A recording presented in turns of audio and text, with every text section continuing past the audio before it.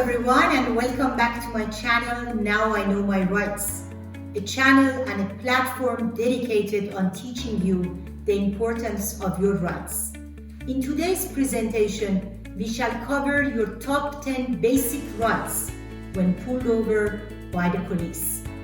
Over 20 million drivers are pulled over by the police across the US every year. The chances are it could happen to all of us at one time or another. A traffic stop leading to a ticket or a warning is all that it should be. After all, it has its name on it, a traffic stop.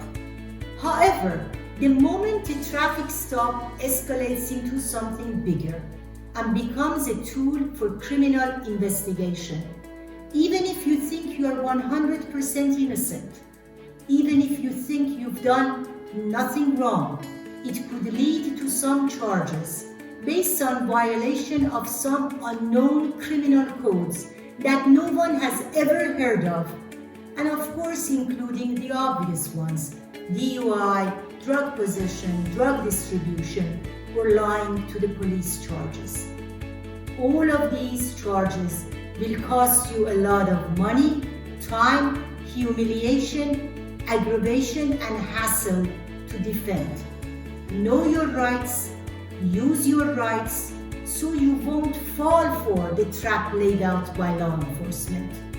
Trust me, it's in your hands, and you have the power not to allow a simple, routine traffic stop escalate into a criminal bust. You want to stay in traffic court. Traffic court is much better than criminal court. Without any further ado, let's start our today's presentation. The top 10 do's and don'ts when pulled over by the police. Like any other encounter with law enforcement, it's important that you don't react to the situation, but to respond to it. Anytime you react, it will be an emotional and irrational encounter which could work against you. But anytime that you respond to a situation, it will be a smart and calculated encounter which would work for you. The following is a step-by-step guide on what to expect and what to do when pulled over by the police. Rule number 1. Once you safely pull off the road, stay in your car with your seatbelt fastened. Turn off the radio or music. If you have any passengers, tell them to remain silent with their hands in plain view. Rule number 2. Roll down the window about halfway down, enough to communicate with the officer and enough to hand out documents. Through half opening, the officer can't look inside, nor can he smell alcohol or drugs. Rule number 3. Let the officer do all the talking. Don't engage in a friendly conversation. Don't chit-chat. Don't even start a casual conversation. Officers are trained to ask leading, deceiving, and entrapping questions. The most common questions are, "Do you know why I stopped you?" Reply, "No, I don't know, officer." "Do you know how fast you were going?" Reply, "I'm always a safe driver. I believe I was going with the flow of traffic." If the officer starts asking probing questions such as, "Where are you coming from?" or "Where are you going to?" don't say anything. He has no right and no business knowing it. Remember, anything you say is a confession and an admission on the officer's audio recording, including pleading with him and begging him to let you go. The smartest way to handle these line of questioning is to remain silent. Rule number 4. Don't argue with the officer. Many people start arguing their case with the officer. Don't. Trust me, it does you no good. The time to argue your case is in the court, not the roadside. The time to argue your case is in front of a judge, not with the officer. Rule number 5. How to handle requests for documents. Always follow instructions to give the officer your driver's license, registration, and proof of insurance. By law, you are required to have these while driving a car. At this point, the officer will go back to his car, run the license and registration, and will either let you go with a warning or will issue a citation. If the officer issues a citation, sign it and take the ticket. Your signature is not an admission of guilt. It's an acknowledgement of the ticket. You have plenty of opportunity to fight it and get it dismissed. Ideally, this is how a traffic stop should end. But in reality, some minor traffic stops turn into serious investigations, and unfortunately, it happens to racial minorities at a much higher rate. It's very important that you keep in mind that even if the initial reason for the stop is justified, police expansion of the stop may be illegal. Rule number 6. How to handle a request to step out of the car. The officer may order you and your passengers out of the car. You and your passengers have to comply. If the officer suspects that you or your passengers are armed, the officer can do a pat-down, which is a limited search to determine if you're armed. Once you step out of the car, roll up your window, lock the doors, and put the keys in your pocket. Rule number 7. How to handle a request for search. A search includes searching the inside and the trunk of your car, going into your pockets, your bag, your purse, any closed container, a cell phone, etc.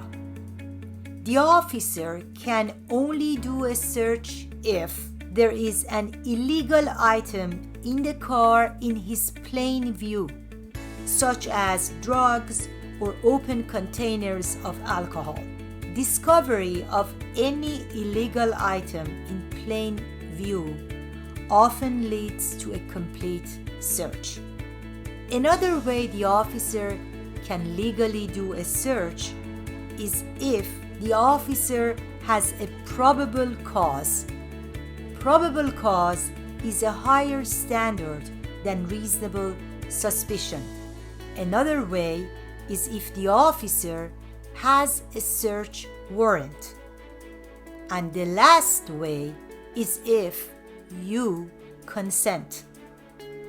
Now, let's think about it. The chances are that at a routine traffic stop, officers don't have a warrant. They don't have probable cause. They've just stopped you only for a traffic violation. And people rarely drive around with illegal objects in plain view.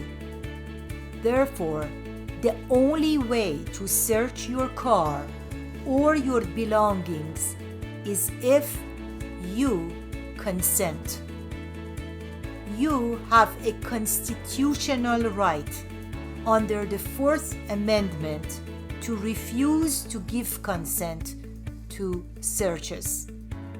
However, officers would rarely ask Do you consent to a search? Instead, they often trick people into giving consent by saying, "You don't mind if I look into your car?" Or, "Can you open the trunk for me? May I look into your backpack?" They also make these questions sound more like a command, so people would comply. Officers don't have to tell you about your right to refuse searches. So if you are confronted with a request for search, you have to say, "Officer, I don't give consent to any search." Even if you're convinced 100% that you have nothing to hide and you've done nothing wrong, don't give consent to a search. You don't know if a family member or a friend or even a previous owner of the car has left some illegal stuff behind. Don't take any chances. Rule number 8. How to end the encounter. After you refuse to give consent to any searches, you should ask the officer loudly and clearly so that it could be heard and it could be recorded if you are free to go. Detentions are voluntary unless you ask if you are free to go. So you should ask, "Officer, am I free to go?" If he says yes, leave in a normal manner, meaning don't run. Rule number 9. What if the officer says you can't go? If the officer says, "No, you are not free to go," it means you're being detained. In such a situation, you should say loudly and clearly, loud enough to be heard, clear enough to be recorded, "Officer, I'm going to remain silent, and officer, I would like to see a lawyer." Remember, staying quiet is not enough. You have to invoke your right. You have to state it clearly, not tentatively, like, "Oh, gee, maybe I should see a lawyer," or "Maybe I should stay silent," or "Maybe it's not a bad idea to see a lawyer." No, you have to make a proper invocation of your rights. "Officer, I'm going to remain silent. Officer, I would like to see a lawyer." Rule number 10. Don't incriminate yourself. Officers typically say things will be much easier if you cooperate and talk. Even if you think you've done nothing wrong, even if you think you have nothing to hide, don't talk. You don't know the law, and when you talk under pressure, with purest of the intentions, you might say things that are conflicting, and before you know it, you'll find yourself lying to the police, which is a crime in and of itself. Every year, many routine traffic stops turn into serious criminal charges against people who didn't invoke their rights.